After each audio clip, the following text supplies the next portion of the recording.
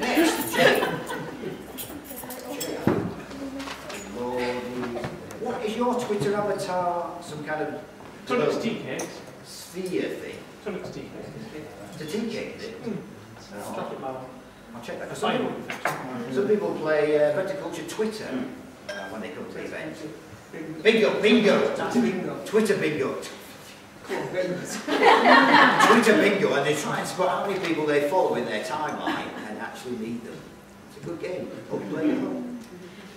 Anyway, yes, have you presented before, Jay? I did a slightly drunken random slide challenge and fell on my arse. The best sort. Let's hear it for Jay Rufford.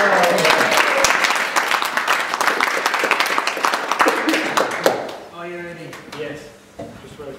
Right, this talk is inspired by a few that I've heard previously about BettaKultcha. Professional Northerners, being proud of Bradford, and somebody who I can't see in the audience who was talking about having a Yorkshire accent and not realising it, and things of that sort. So that is what I want to talk about. Now, I want to talk about where I'm from, but I want to start about where I'm not from. So where I'm from is often overlooked. We've got much more famous neighbours and famous cities and famous identities.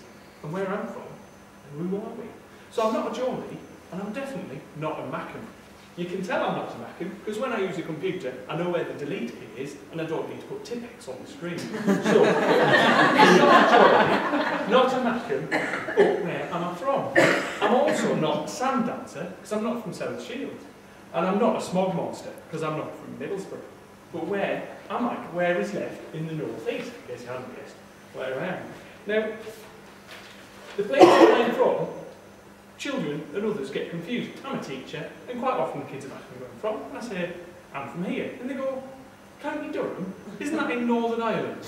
And you can understand why, but no it isn't. And it's also not in North Carolina, which is possibly a slightly more famous one. We have our own famous people though. We've got Sir Bobby Robson, his Blair, and Blackadder, although I might have got those two mixed up. And then there's a bit of a cryptic clue at the top if you're fans of 80s pop. Hot dog, jumping frog, Albuquerque. So, County Durham. If you're heading north on the A1, you'll come across a sign that says that, land of Prince Bishop. So I want to go through a little bit of history about what the hell a Prince Bishop is. Now, way back when, in about the 11th century, the Bishop of Durham was given vice-regal powers. He was granted the status of Earl Bishop, and this was to keep down the uppity Scots north of the border. Because London and the capital, being so far away, they needed a superpower in the north.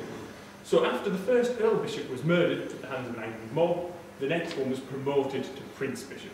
Even more power. Could raise his own army, raise his own tax, and looked after the entirety of North East England to keep out the Scots. So his full powers only went back to the main government in 1971, would you believe.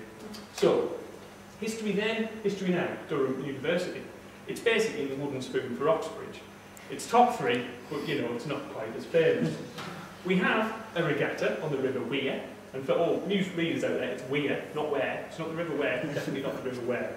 And our regatta is older than the Oxbridge race, but you've not heard of it. And we don't do punting, we do rowing.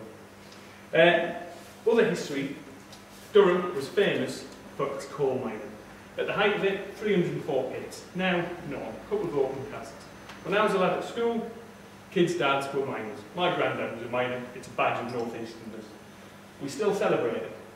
We've got the Miners' Gala every year in town. Big event, lots of brass bands from all over the country, parading about, stalls, good times. We have our own language, dialect, Pit Math, which nobody's really heard of. Oh, we have our own monster, there it is. We've also got the Lantern Worm. And I'll tell you a little bit about the Lantern Worm, and I'm going to try not to murder my own dad. So the Lantern Worm was found and destroyed by Lord Lambton quite a while ago. So, one Sunday morning, young Lambton went fishing in the Weir. He catched a fish upon his hook and he thought looked very queer. But what kind of fish it was, young Lambton couldn't tell. He wouldn't flash the carrot again, so he hid it who know well. Wish lads, had your gods, I'll tell you all an awful story. Wish lads, had your gods, and I'll tell you who the worm. Now the building there is a pension monument, which cannot be seen from the A1. There we are. It was built for a Lord Lambton, not the one in the song, a later one. And he was apparently the legend says he was very well loved, and he went off to fight probably elsewhere, and his staff decided to erect this as a tribute to him. He came home, realised what they'd done, felt unworthy, and told them to stop it, so there's no room for him. So, anyway, the worm got fat and grown an awful size, and he had great big teeth, and great big gob, and great big goggle eyes. And when it eats, he crawled about to pick up bits of news. If he felt dry upon the road, drink a dozen coos. So I'm not going to do the rest because I'll just murder it completely. Map of Durham. Most notable because it's slightly willy shaped.